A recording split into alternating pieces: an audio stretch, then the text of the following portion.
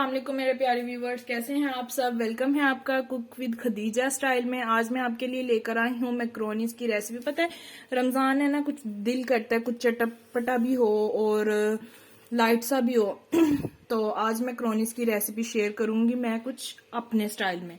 चलें स्टार्ट करते हैं। कुछ इंग्रेडिएंट्स आपको पहले मैं बता देती हूँ। मेरे पास कुछ वेजिटेबल्स हैं, ये रफली चॉप्ड हुई हुई है, ठीक है। इसमें शिमला मिर्च है, गाजर है, बंद गोभी है। ये बोनलेस चिकन है, ये मैंने छोटे क्यूब्स में काट लिया है। ये कुछ स्पाइसेस हैं जिसमें है काली मिर्च, दरदरी लाल मिर्च और सॉल्ट। ये चाइनीज सॉल्ट है। अगर आपके पास ये अवेलेबल नहीं है तो आप घर का आम नमक भी जो है वो यूज कर सकते हैं, लेकिन इसके साथ टेस्ट बहुत अच्छा आता है। ये मेरे पास मेयोनीज है 2 से 3 चम्मच और ये मेरे पास है पिज्जा सॉस, ठीक है। ये मैक्रोनीज है, मैंने 2 तरह के लिए हैं। एक ये लिया पास्ता स्टाइल में और एक ये लिया है, ठीक है। आप चाहें तो आप अपने पसंद की शेप्स ले सकते हैं। ये मेरे पास है सोया सॉस और ये है चिली सॉस। चलें अब सबसे पहले हम अपने मैक्रोनीज जो हैं वो बॉईल करने के लिए रख देते हैं। जी व्यूवर्स, ये देखें, अब एक पैन ले लिए। इसमें हमारा जो पानी है ये मैंने 2 से 3 गिलास के करीब जो है इसमें पानी डाला है। ये अच्छे तरीके से बॉईल हो चुका है। इसके अंदर जो है हम अपनी मैक्रोनीज ऐड कर देंगे। और इस बात का ध्यान रखिएगा, आपने इसको फुली कुक नहीं करना। इसको जो है हमने 90% तक डन करना है, 100% तक इसको डन नहीं करना। ये डाल दिए, इसको अच्छे तरीके से मिक्स करना है कि ये चिपके नहीं। इसके अंदर जो है हमने ½ टीस्पून के करीब सॉल्ट ऐड कर देना है और इसकी फ्लेम को जो है हमने मीडियम टू हाई फ्लेम पर इसको रख देना है। जब ये 90% तक कुक्ड हो जाएंगे, इसको तकरीबन टाइम लगेगा 5 से 7 मिनट्स लगेंगे मेरे मैक्रोनीज को। आप अपने हिसाब से देख लीजिएगा।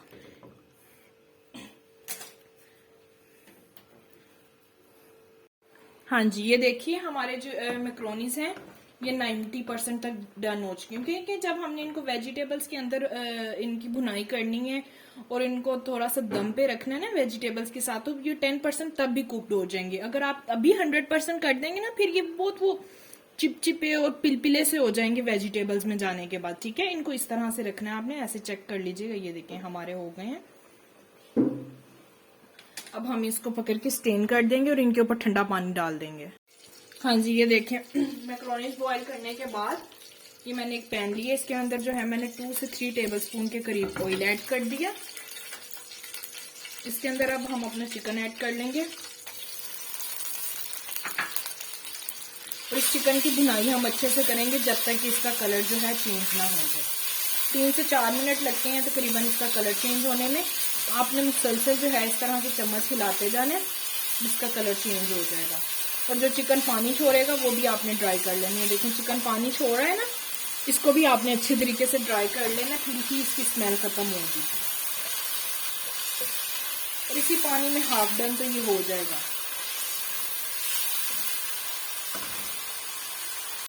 हाँ जी, ये देखिए हमारा जो चिकन है इसने अपना कलर चेंज कर लिया। तो 3 से 4 मिनट मैंने अच्छे तरीके से तेज आंच के ऊपर भून लिया है।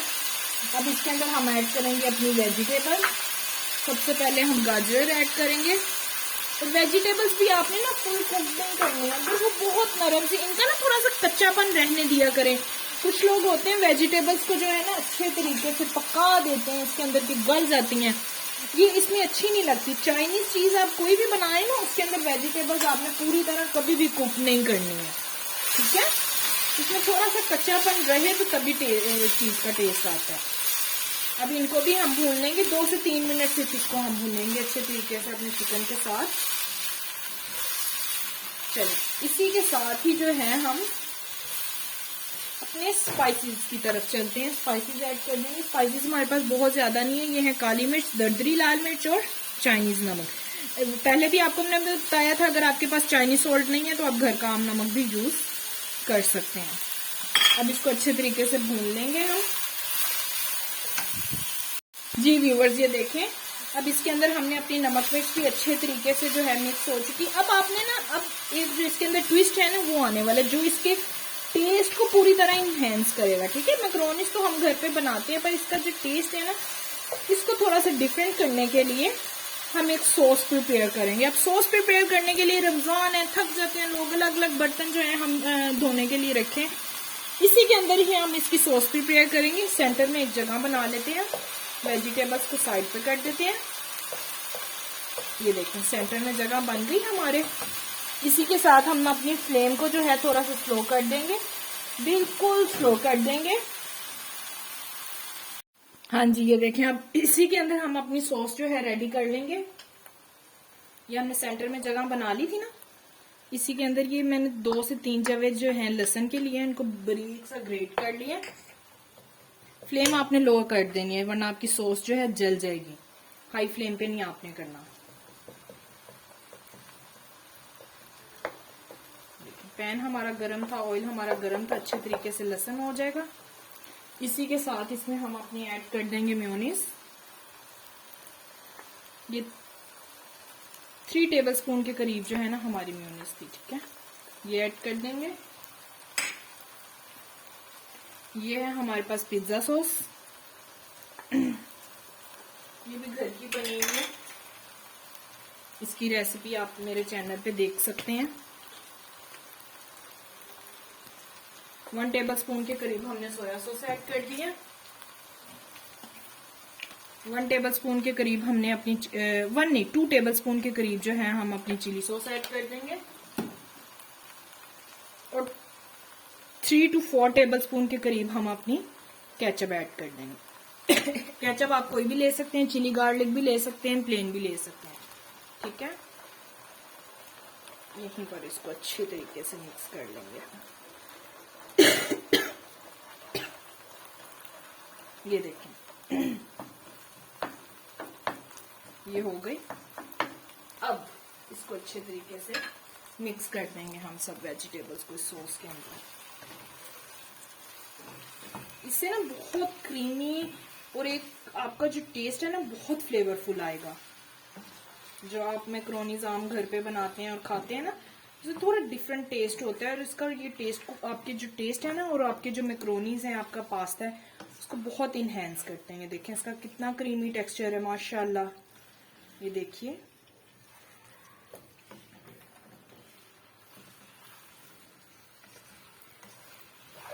इवन इससे जो है आपको एक चीजी फ्लेवर सा आएगा, ठीक है। चीज तो हमने ऐड नहीं की, लेकिन वो आपकी अपनी मर्जी, अगर आप चाहें तो आप इसमें ऐड कर सकते हैं।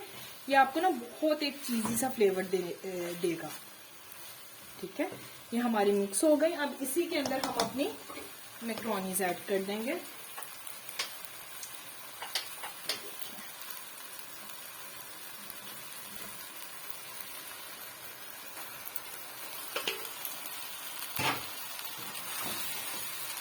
अच्छे तरीके से फ्लेम हम अपनी लो कर देंगे नीचे से।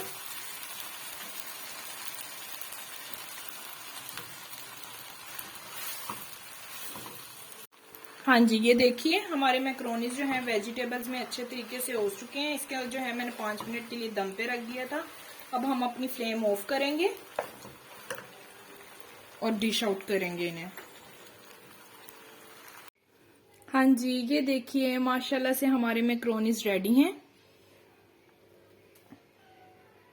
अगर आपको मेरी रेसिपी पसंद आए तो मेरे चैनल को लाइक कीजिएगा, सब्सक्राइब कीजिएगा और शेयर करना मत भूलिएगा। दुआओं में याद रखिएगा। अल्लाह पाक के रहमतों वाला महीना आप सबके लिए खुशियों का बाइस बनकर आए। मुझे दुआओं में जरूर याद रखिएगा, सपोर्ट कीजिएगा और मेरी रेसिपी को जरूर ट्राई कीजिएगा और आगे शेयर भी कीजिएगा। Thank you, Allah Hafiz.